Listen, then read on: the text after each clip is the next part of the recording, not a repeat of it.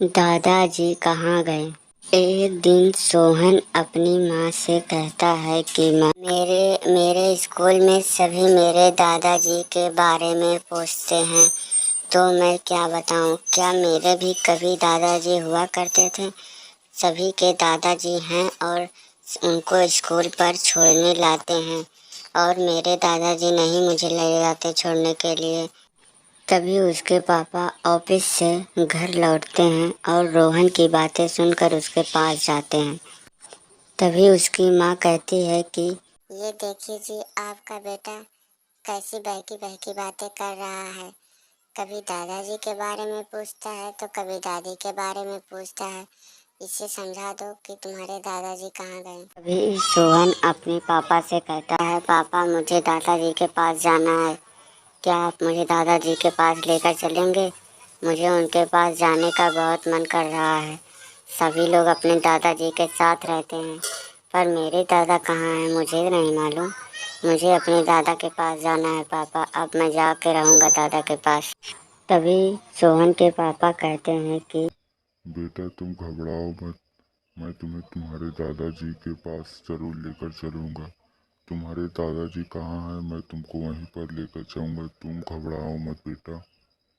तभी उसके पापा उसको जहाँ उसके दादाजी रहते थे वहाँ पर लेकर चले जाते हैं, और वह गांव से होते हुए धीरे धीरे धीरे कर कर अपने खेत की ओर बढ़ जाते हैं। और खेत में जाकर उसके पापा वहाँ पर खड़े होकर कहते हैं कि बेटा ये जो मचान तुम देख रहे हो, ये तुम्हारे दादाजी पहले लगाकर यहाँ पर रहा करते थे। इतनी बड़ी खेती जो यहाँ पर तुम जहाँ तक खेत देख रहे हो, ये सब तुम्हारे दादाजी काम करते थे यहाँ पर।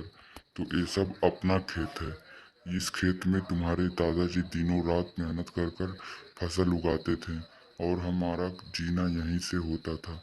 हम यही खाकर जीते थे। आज तो मेरी नौकरी लग गई है। और तभी ये कहकर वहाँ से दोनों बाप बेटे अपने घर की ओर चले। सौतेली माँ का कहर। एक दिन अचानक से रिया की माँ मर जाती है और रिया रोने लगती है। तभी उसके पिताजी आ जाते हैं और वह अपनी पत्नी को मरे देखकर वह भी रोने लगते हैं। तभी दोनों लोग बहुत जोर जोर से रोने लगते हैं।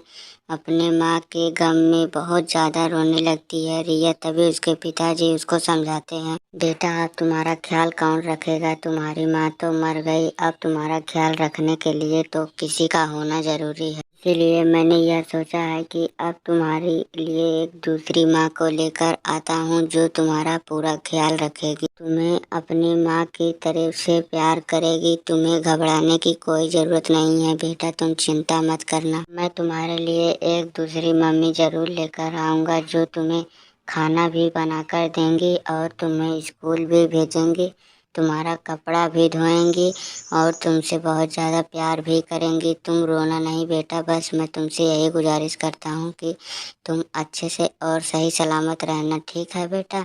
मैं जा रहा हूँ।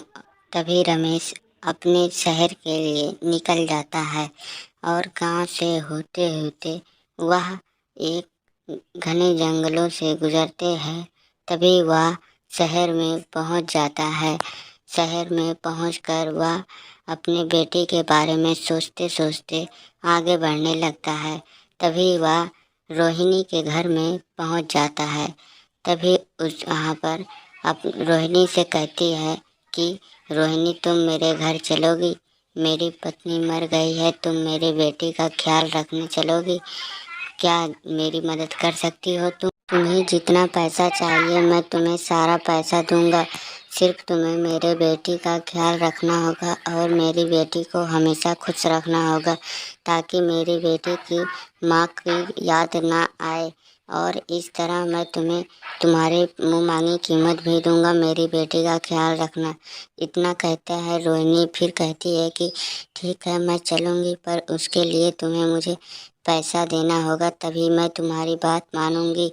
और अगर तुम मुझे जितना पैसा दोगे मैं तुम्हारे घर पे उतना ही दिन रहूंगी और तुम्हारी बेटी का अच्छे तरीके से ख्याल रखूंगी, तुम्हारी बेटी को माँ की कमी कभी नहीं होने दूंगी। तभी रोहिणी के साथ रमेश चला जाता है और जाते जाते वो दोनों लोग पहुंच जाते हैं।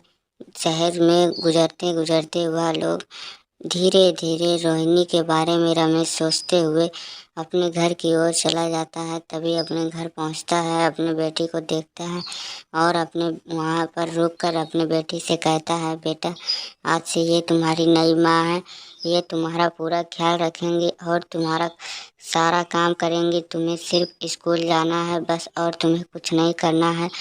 तुम अपने माँ को भूल जाओ, अब यही तुम्हारी माँ है और तुमसे बहुत प्यार करेंगी और अच्छे तरीके से तुम्हारे साथ व्यवहार भी करेंगी। तुम घबराना नहीं बेटा, तुम जो कहोगे मैं तुम्हें ला कर दूंगा। तुम्हें सिर्फ अब अच्छे तरीके से रहना है और पढ़ना है। तुम अपनी माँ की याद मत लाने देना, ठीक है बेटा। अभी मैं चलता हूँ ऑफिस के लिए। तभी रमेश ऑफिस के लिए निकल जाता है और वो ऑफिस के लिए जाता है। तभी उससे रोहिणी कहती है कि चल, आज के बाद तुझे मेरा सारा काम करना पड़ेगा। अब तू ही मुझे खाना बना कर देगी, मैं तुझे खाना बना कर नहीं दूंगी। आज के बाद तू मेरा सारा काम करेगी, मेरा कपड़ा धोएगी और घर की साफ सफाई तू ही करेगी। वो तो मैं तेरे पिता के कहने पर चली आई, वरना मैं आने वाली नहीं थी। तेरी माँ मैं बनने नहीं आई हूँ, ठीक है। आज के बाद तुम घर का सारा काम करेगी, ठीक है, और मैं आराम करूँगी। इतना कहकर रोहिणी घर के अंदर चली जाती है।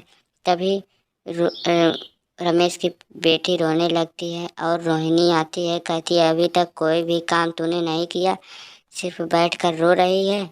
रुक, अभी मैं तेरे को बताती हूँ। उठ जल्दी सारा काम कर दे, नहीं तो मैं तेरे को बहुत मारूंगी।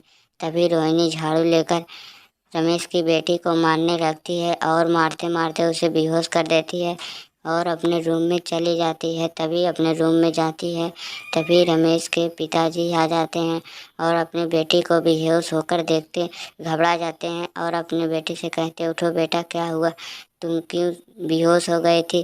तभी वो दोनों रमेश को सच्चाई बता देती है और अपने पिता के साथ वहाँ से चली जाती है अपने भूतिया रास्ता। इस छोटे से गांव में एक छोटा सा परिवार रहता था। एक दिन सुनीता अपने पति से कहती है कि जमींदार ने तो हमारा सारा खेत हड़प लिया है, हम क्या खाएंगे और क्या बोएंगे। हमारे पास तो कोई भी खेत नहीं बचा, पैसे भी नहीं है कि हम दूसरा और कोई खेत खरीद सकें। मुझे तो बहुत चिंता हो रही है।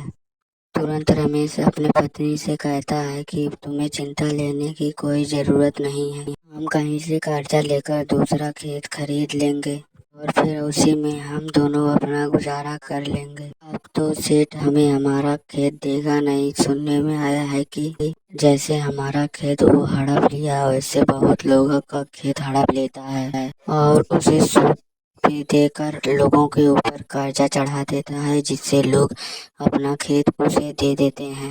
इतना कहकर अपनी पत्नी से कहता है, मैं खेत की ओर जा रहा हूँ, और खेत की ओर जाने लगता है। तभी उसकी पत्नी बहुत चिंता लेने लगती है और रमेश बाहर चला जाता है। जाते जाते अपने खेत में पहुंच जाता है। अपने खुद के खेत को देखकर बहुत ज़्यादा दुखी हो जाता है और वहीं पर बैठकर यह सोचने लगता है कि काश मेरा खेत मुझे वापस मिल जाता तो मैं इसमें अपनी खेती कर पाता। इस सेठ के घर के बारे में सोचने लगता है। उसका उतना बड़ा घर है और वो दोनों पति पत्नी अपने घर में आराम करते हैं। सेठ अपने पत्नी से कहता है कि अब मैं ऐसे ही लोगों के खेत को हड़पता रहूंगा और एक दिन बहुत बड़ा आदमी बन जाऊंगा, फिर एक पूरे गांव पर कब्जा कर लूंगा। अगर ऐसे ही चलता रहा तो एक दिन मैं बहुत बड़ा आदमी बन जाऊंगा। तभी सेठ की पत्नी कहती है, ये सब करना छोड़ दो, कब तक ये सब करोगे तुम। गरीब लोगों को परेशान मत करो, इससे बहुत पाप पड़ेगा हम लोगों के ऊपर। रमेश की पत्नी कहती है, सबका खेत वापस कर दो, हमारे पास तो खेत है ना, तो दूसरे को खेत लेने की क्या जरूरत। सेठ गुस्सा होकर बाहर की ओर चला जाता है। इधर रमेश भी सोचते सोचते फिर एक घने जंगल की ओर जाने लगता है। जंगल की ओर गुजरते गुजरते वह एक बहुत बड़े से खेत में पहुंच जाता है और खड़ा हो जाता है। तभी उसके सामने एक चुड़ैल आ जाती है। वह चुड़ैल को देखकर बहुत ज़्यादा घबरा जाता है। तभी चुड़ैल उसके पास आती है और खड़ी हो जाती है। रमेश भी बहुत ज़्यादा डरा रहता है। चुड़ैल कहती है, घबराओ मत रमेश, मैं तुम्हारी परेशानी को समझ सकती हूँ। मैं उस धोखेबाज सेठ को जानती हूँ, उसने ऐसे करके मुझे भी जान से मार दिया था। तब से मेरी आत्मा भटकती है। ये लो, ये जादुई झाड़ू है, इस झाड़ू से तुम सेठ को जान से मार सकते हो। तभी रमेश झाड़ू ले लेता है और वहाँ से चल देता है और जाते जाते वह चुड़ैल बहुत खुश हो जाता है। इस खुशी खुशी घने जंगलों से धीरे धीरे गुजरते गुजरते अपनी खेत की ओर चला जाता है और खेत में जाता है तो देखता है सेठ भी वहीं पर खड़ा रहता है। तभी सेठ उससे कहता है कि क्या रे रमेश, तू झाड़ू वाला काम कब से सीख लिया करने के लिए? तुझसे खेती बाड़ी का काम नहीं होता क्या? तभी रमेश गुस्से में उसे मार देता है और वो मर जाता है। कब्रिस्तान का भूत। एक दिन रमेश अपने घर से रात के समय निकलकर बाहर की ओर चला जाता है। तभी वह घूमते घूमते एक डरावने और खतरनाक जंगल से होकर गुजरता है और वह जंगल बहुत डरावना था। तभी वह एक डरावने से कब्रिस्तान की ओर आ जाता है और वहाँ से कब्रिस्तान से एक चुड़ैल निकलती है और कहती है, तुझे बच्चे मैं खा जाऊंगी। मुझे देखकर तुझको डर नहीं लग रहा है बच्चे? बोल, तू ही एक ऐसा बच्चा है जो मुझको देखकर डरा नहीं आज तक। तुम तो मेरी माँ के जैसी हो, मैं तुमको देखकर कैसे डर सकता हूँ? तुम्हें देखकर मुझे अपनी माँ की याद आ गई, इसलिए मैं यहाँ पर रोज अपनी माँ की कब्र पर आता हूँ और सो जाता हूँ। अब तो मेरी माँ इस दुनिया में नहीं रही। मेरी माँ तो खाना बना रही थी, पर साड़ी में आग लगने से मेरी माँ जलकर मर गई और मेरे पापा रिक्शा ड्राइवर थे, उनको कुछ लोगों ने मिलकर रिक्शा से ठुकवा दिया और मेरे पापा वहीं पर मर गए जब मैं 4 साल का था, अनाथ हो गया। फिर ये सब सुनकर रोने लगती है और रमेश के साथ उसके घर पर जाने लगती है। धीरे धीरे रमेश और वो चुड़ैल कब्रिस्तान को पार कर कर एक घने और डरावने जंगल से गुजरते हुए जाते हैं। तभी उनके सामने एक तांत्रिक आ जाता है और तांत्रिक कहता है कि अरे चुड़ैल, तुझे तो मैंने कब्रिस्तान में दफन कर दिया था, तो फिर तू कैसे जिंदा हो गई रे? अब तो मैं तुझको नहीं छोड़ने वाला हूँ। अब फिर मैं तुझको इसी जादुई डिब्बे में बंद कर लूंगा, समझी क्या? तभी चुड़ैल कहती, सुन तांत्रिक, बहुत तेरा खेल हो गया। अब मैं तुझसे डरने वाली नहीं हूँ। आज मेरे साथ मेरा बेटा भी खड़ा है। अब हम तुझको मार देंगे, समझा? तेरी बात नहीं चलेगी। अब तू गया समझ तांत्रिक। आखिरी बार कह रही हूँ तांत्रिक, हम दोनों को जाने दे, वरना इसका अंजाम बहुत बुरा होगा।